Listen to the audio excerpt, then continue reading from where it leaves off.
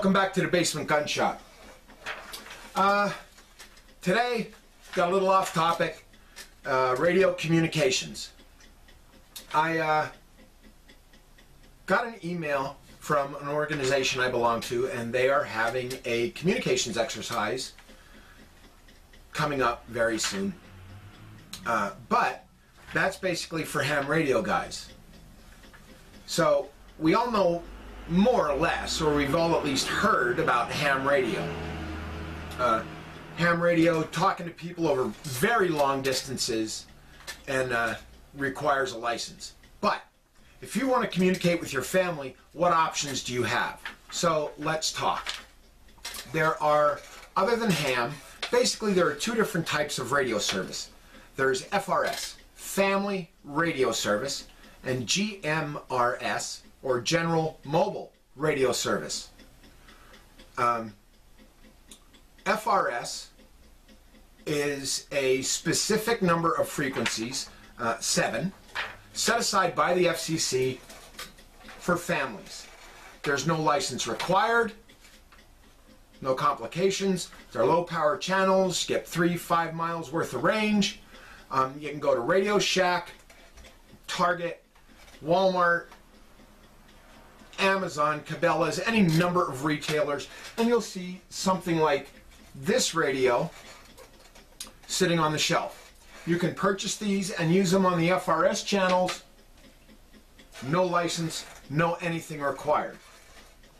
So what do I have sitting here on the bench? Let's just run down the list and their capabilities and their costs one by one. Here we have the Midland Base Camp XT511. This is an FRS, GMRS, and NOAA radio. It also picks up AM and FM. Big deal. It was roughly $79 from Amazon.com. It has a built-in crank to charge external devices that can be run through a USB cable. It comes with, of course, a charger to plug in, and it comes with a speaker microphone that clips to the back of the radio. Not really crazy about this radio, because if you're going to put it away for storage after you charge it, you have to pull the battery out.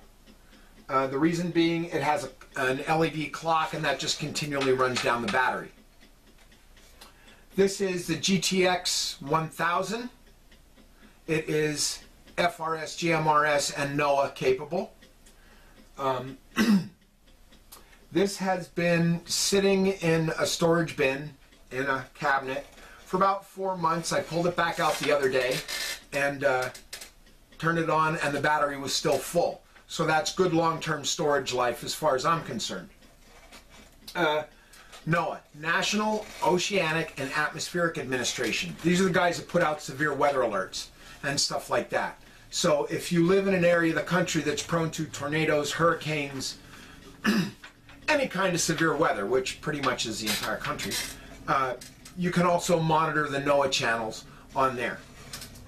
One thing I want to talk about is GMRS licensing. I just started looking into that this morning. GMRS does require a license. It's typically used by businesses, but there is also a GMRS family category, and that's what I was looking at.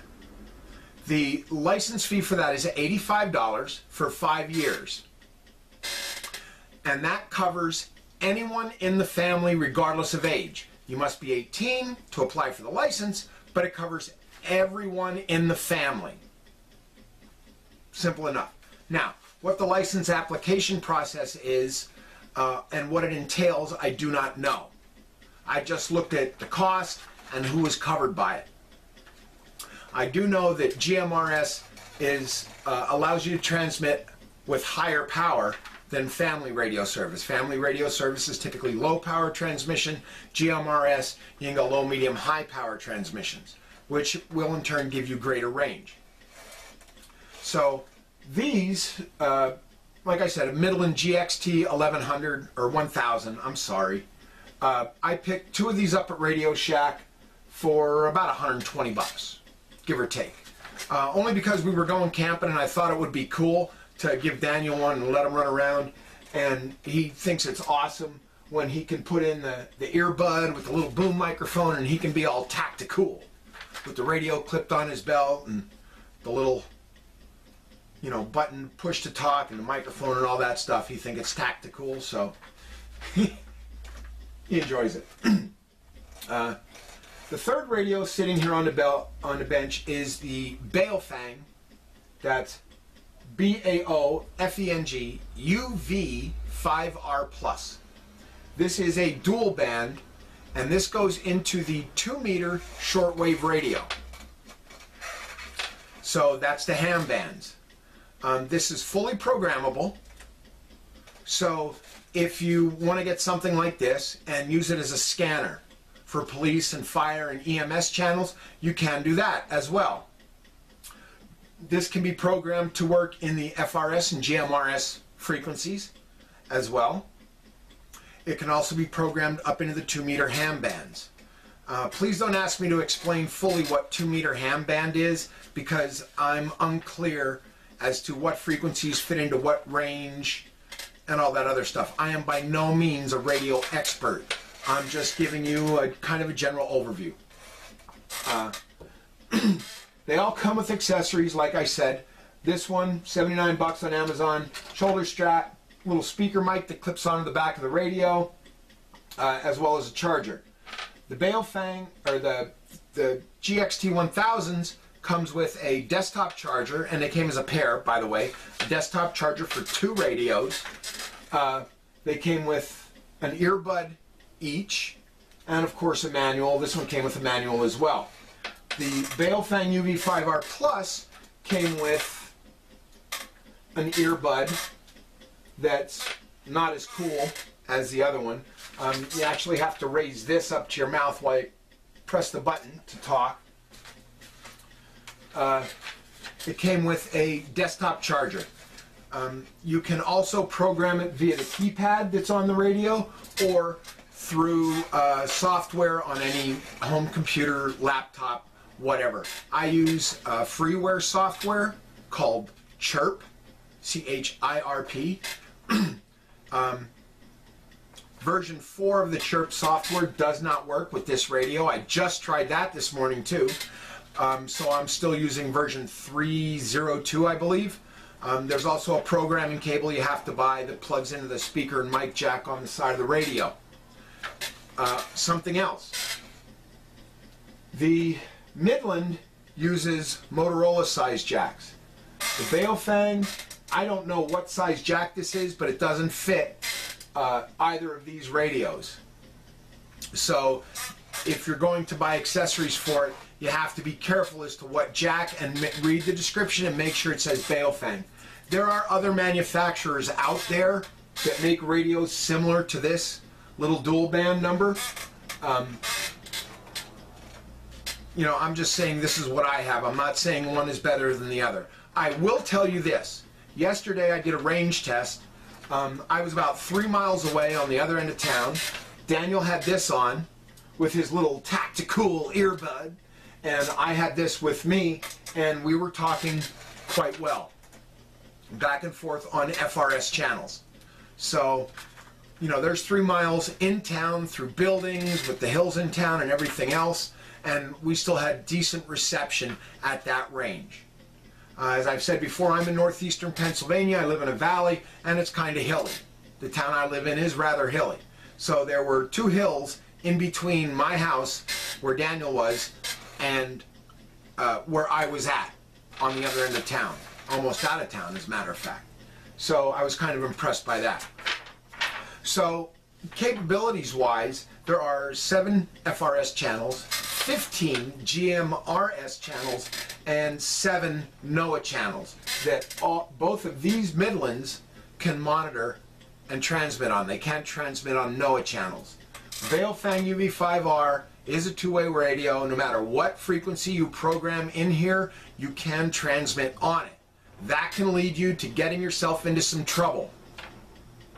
If you decide to use this as a scanner and you program in your local police, fire, EMS channels, you hit this button, you will transmit on those channels. Okay? You get caught doing that, fines. Big time.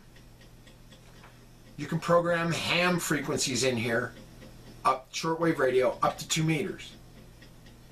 You transmit on them without a license, again, violating FCC regulations, and you're leaving yourself open to prosecution. NOAA channels, same thing. You can program them in here, and you can transmit on them. Don't do it. Get the proper licensing, and that way you're covered no matter where you want to transmit. I don't know if a ham radio license covers you for GMRS channels. I would think it would. I do know there are 3 levels of ham radio license. There's technician, general, and something else, and they go up in power and range with each licensure level. Technician is your entry class, and then there's 2 others. You have to get the first before you get the second, before you get the third, I believe. Wow, so that's pretty much it. Battery life. Let's talk about that for a second. As I said, I had these 3 radios in a little plastic Tupperware storage bin stuck in a cabinet for about 4 months. When I pulled them back out day before yesterday, both these radios still had a full charge on them and operated for better than 36 hours, more than 36 hours, before they ran dead. Every now and then I'll pull them out, turn them on, let them run dead, and then charge them back up fully once or twice before I put them away again. With use, this one ran for about 36 hours on scan, and this one ran for about 48. Sitting there not being used. So now they're dead and I have to go charge them again. This one, unfortunately, one of the things I don't like about this radio is that it has an LED clock. So if you're planning on picking up this XT511 base camp radio for $79, if you're planning on picking it up after you get it charged, fully use it, run it down, charge it again, make sure before you put it away, you pull the battery. Because that clock will run the battery down over time. So when I pulled this out the other day with the rest of them, the battery was dead. And that's something you need to keep in mind if you're looking at this for communicating in an emergency. If the power's out and you need communications in an emergency, the last thing you want to do is pull that out and have a dead battery. So obviously you have to pull the battery before you put it away, put it up for storage. Other than that, it's a decent little radio for the price. Now you can get mild to wild with radios. My neighbor up the street has like the highest level ham license. He's operating in the 75 or 100 meter band. He's pushing almost 1,000 watts. He's really, really into it. You don't have to go that far to be able to communicate in an emergency. So, you know, that's something you might want to think about. And I've had a lot of people say, well, you know, cell phones are this and cell phones are that. Hey, cell phones are great, but how many times have we heard about things going wrong and cell phone towers are jammed and you can't make a call? Not to bring up a sore subject, but look at, you know, September 11th. There were so many people trying to call in and out of New York, nobody could get through. The tower's jammed up. If something, God forbid, if something like that were to happen, or an earthquake that damages infrastructure, a flood that damages infrastructure, hurricane, tornado, whatever, guess what? If you pull this out and you still got battery, regardless of what the cell phone towers are doing, you can still talk to the people you need to talk to. Something else with all 3 of these radios, FRS and GMRS have what are called privacy codes. As I understand it, a privacy code is a slight offset in a frequency. For example, one of the FRS channels is 467.5625 megahertz. And then you have a privacy code of 67. And I'm just looking at code 1 here, 67, which is a frequency. So that would probably add 67 megahertz to that 467 frequency, which would bump it up plus or minus, I guess you could go up or down with it, plus or minus that, you know, amount of frequency. The next one up is 71.9 and 74.4. So that would allow you to communicate with specific individuals who have their radios set to the same privacy code as you do on that channel. These channels, these radios also incorporate a group mode, individual ringtones, direct calls between radios, whereas if you have 10 people, you all have the same type of radios, you say, okay, we're all in the same group. You can set a ringtone for that person, so when that person calls you, the radio makes a sound that uniquely identifies him or her, who's ever calling, okay? So there's really a lot of functionality to these Midland radios, well, and the Baofeng. There's a lot of functionality to these little radios for, relatively speaking, a very little money. So I've told you what this one costs. I told you what a pair of these cost. This one is, simply put, just amazing. I just bought two, last night I bought them from Amazon, two UV5R Pros, which is the upgraded model of this, for $32 a piece. That is ridiculously cheap for what you're talking about. Now, granted, these are not Motorola's. You're not going to sling this thing across the room, have it out in the rain, and, you know, abuse it, and it's going to keep on working. I mean, you don't want to abuse your gear, you want to use your gear. You don't want to abuse it and see how, you know, much punishment it can take before it dies. I don't believe this radio would stand up to that type of punishment. But it was $32, so just keep in mind, you get what you pay for. As far as function, clarity, transmission, reception, this thing has been amazing. Programming it from the keypad is a real pain. You're much better off spending the extra 12 or 14 bucks, getting a good programming cable for it, downloading the Chirp software, and doing it that way. Especially for the frequencies and everything in your local area. So